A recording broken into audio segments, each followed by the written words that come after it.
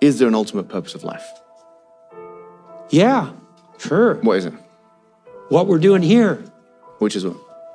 Hopefully trying to make peace. Is that enough? We'll see. Yeah. Because if... It's better than the alternative. What's the alternative? Hell. Okay. Which we're toying with. I don't mean us. Yeah. Well, us too. That's for sure. I But, you know, things are shaky at the moment on many fronts. And we have this opportunity in front of us, all of us, to have a very abundant world, right? Where everyone has enough and maybe more than enough.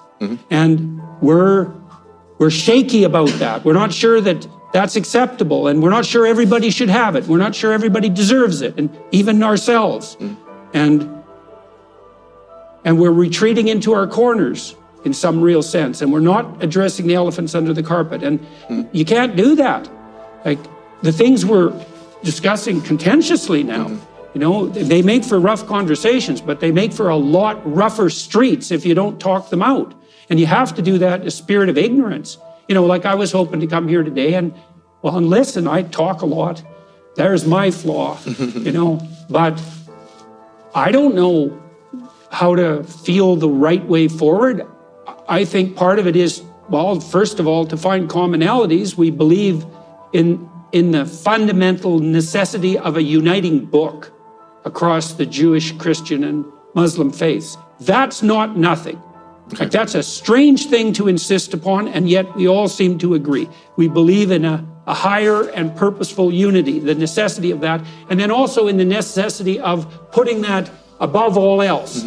And we also agree that we're not very good at that.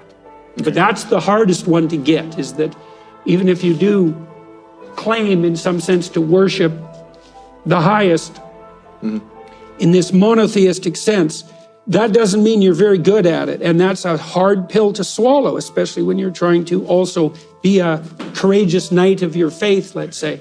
It's hard to be properly humble in the face of the divine, but that might be in some sense the proper command. I mean, the fact that Islam means submission is a reflection of that in some sense, right? Just remember who's God here and who isn't.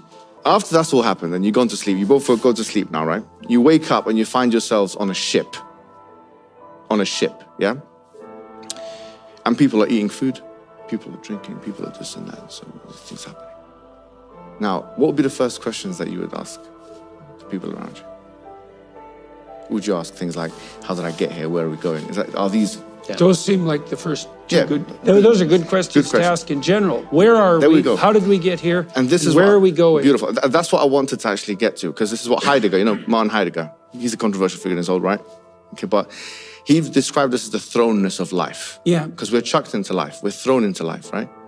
So the fact now that we're in this world, these questions that we would be asking if we were on a ship and we're just chucked on a ship are the same very questions, like you said, you know, that we would be asking if we're in this world. Where did we come from? Where are we going? I think if we can't get these two questions right, nihilism will persist. You're a nihilistic expert. You've spoken a lot about nihilism. I think if we can't get those two... He's a counter-nihilistic expert. I'm not a nihilist. If you want, ask what I think the purpose is to be united with God. That would be my beautiful. answer. Yeah, beautiful. Okay, so from the Islamic perspective, it's this, right? First of all, ask these three questions. Where did I come from? Where am I going? And what am I doing here? What is the purpose of life? What is it? And the answer is, we came from a creator, okay? So we can approach this in whatever argument you like. I'm doing a PhD in contingency argument. You can do it anything you want. You can do it, for example, through the fact that the universe is regular and stable and uniform and possesses life. What's the best explanation for that? Is it knowledge or not knowledge? So we would say it's knowledge, right? Or as we say, it's a creative capacity of some sort. We came from this creative capacity. We came from this knowledge force, right? So that's the first thing we say. We came from this force, this higher power. Where are we going? We're going back to the higher power, right? And we're going back to the higher power with our deeds, which we have to be responsible for, which is exactly, it's a hallmark of what you stand for. And that's, I believe, genuinely, that's why you're asking, why are so many people listening to you? Because we reject original sin, with all due respect. Original sin says that one man, gave us a sin, the other man took it away. Basically, I mean, we're fallen creatures, and then Jesus, you got to believe in sola fide. You believe in whatever you know about Christian. I'm Orthodox, so I don't believe that. Oh, either. fair enough. Okay, fine. I don't believe in original sin the way you described it. Oh, but that's fine. But fine. No worries. Eastern Orthodox, yeah. Yeah. Okay, fine. But the issue is that this. I didn't say I believed in it either. I just said that the concept of original sin is an expression of this problem that we're describing, which is that we're all burdened with something approximating, well, the thrownness and this ambivalent relationship we have with the atrocity of history.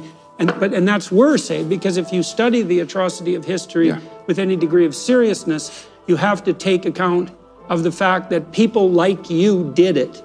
And you might think, well, I wouldn't do it. It's like, yeah. No, I get you. I wouldn't be so sure about that. For sure. I mean, you know, you were talking about the kind of, you were talking about the suffering. And obviously one of the major sufferings is the Holocaust. I was reading the book, The Meaningful Life, Viktor Frankl, I'm sure you're aware of it, where he then produced logotherapy and all these kind of things. And it goes back to what Nietzsche said. You know, if you have a why, almost any how is possible. You know? Bearable. Yeah, if you have a why, almost any how is possible. So it goes back to, everything goes back to purpose. Logotherapy. Yeah, just, if you have a purpose, then everything is possible. That's why I think that you can do the best as a human species, in the human condition, if your purpose is transcendental.